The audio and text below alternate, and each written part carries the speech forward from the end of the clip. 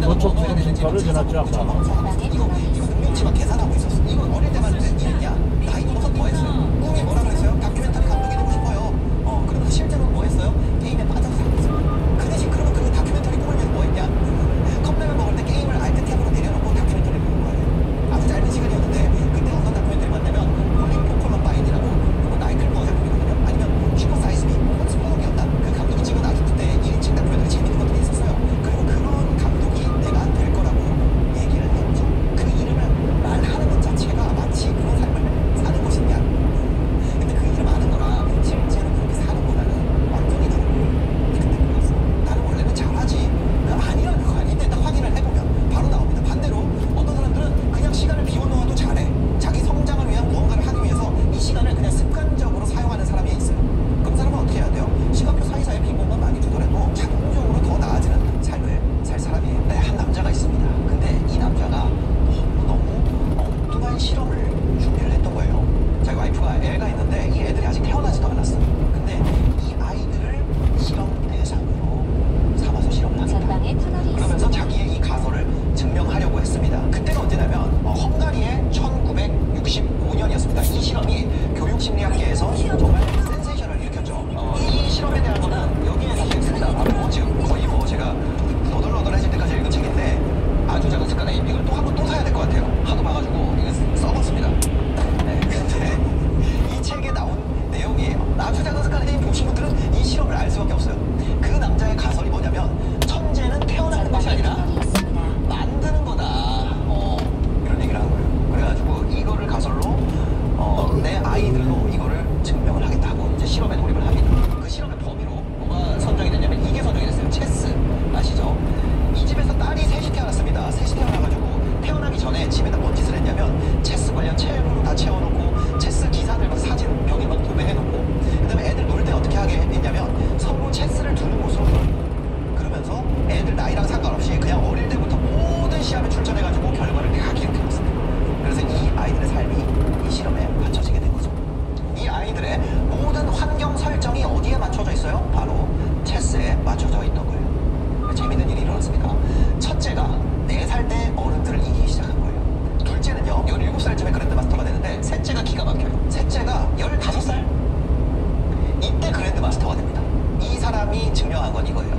어릴 때 형성되는 모든 습관은 그냥 가지고 안에서 태어난 것이 아니라 만들어지는 거다. 모방하게 되는 거다. 친구, 가족, 학교, 지역사회 아니면 어떤 나라의 관습 이런 걸로부터 모두 다 어떻게 된다? 우리가 보고 배운다는 걸 보고 배운다. 이런 얘기 많이 하잖아요. 부모는 아이의 거울이라고. 실제 그렇다는 걸 증명을 한 거예요. 언제 결혼할지, 몇 살 때 결혼할지, 애는 몇을 낳을지, 생일 파티에 돈 얼마 쓸지, 차 뭐 탈지, 집은 어떻게 꾸며야 될지 이런 게 전부 다 그런 사회 규범으로 정해진다는 거예요. 체스에 대해서 보상해주는 집안에서 자랐기 때문에 체스를 두는 것 자체가 어떻게 보여요? 너무 매력적으로 보이게 된다는 겁니다. 그러면 집이 사치하는 집에 있다면 어때요? 나도 돈을 쓰는 것이 매력적으로 보이는 거예요. 이 책에서는요 우리가 어쩔 수 없이 모방하게 되는 집단을 딱 3가지를 공개를 해놨어요. 가깝거나 아니면 내가 아예 안 가까워요. 그런데도 다수거나 다수가 아니라 소수더라도 유력자라면 그 사람에게 영향을 받게 된다는 거예요. 첫 번째로 우리 가까운 사람부터 볼게요. 가까운 사람 누가 있을까요? 매일 같은 시간을 보내는 사람, 긴 시간 보내는 사람.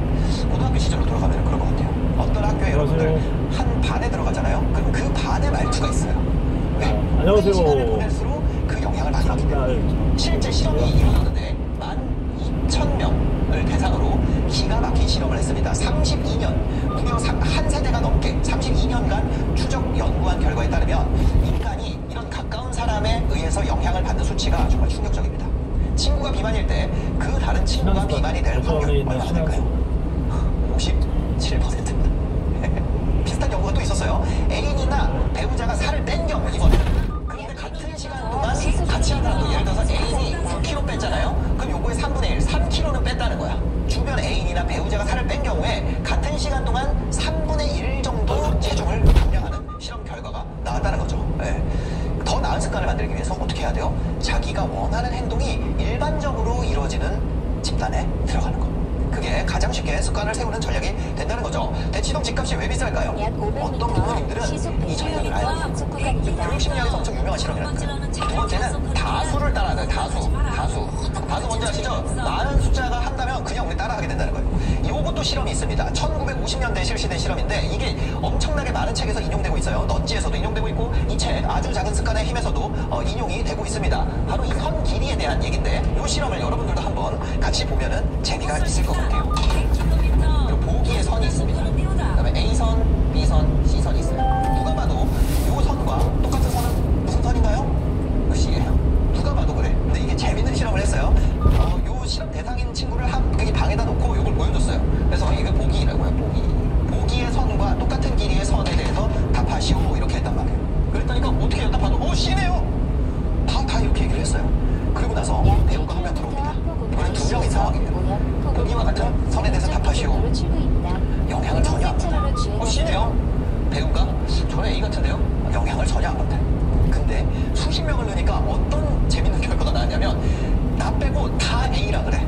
예를 들어 50명이 다 A라 그런다고요. 그럼 거기서 소신을 안 굽히고 C인데요? 이렇게 하는 사람 몇 명이나 될까요? 75%가 우리가 인간이 이렇게 무리의 영향을 많이 받는다는 거예요. 근데 인간만 그러냐? 아니에요. 유인원도 그렇게 하는 거예요. 침팬지가 땅콩을 쉽게 까는 방법을 아는 집단이 있어요. 땅콩을 뭐 이렇게 폼에서 바로 까는 집단이 있다고 해볼게요. 근데 다른 집단은 막 희한하게 땅콩을 막 한참 걸려서 까요. A무리와 B무리가 있어요. 그래서 효율적인 무리에 있던 침팬지가요, B에 가가지고 한참 걸려서 땅콩 까는 집단에 가잖아요. 그럼 어떻게 하냐? 얘네처럼 땅콩을 까. 자기가 원래 더 효율적이고 더 올바른 방법을 알고 있는데 기존 집단에서 쓰던 방법을 하지 않는 방향으로 택한다는 거죠.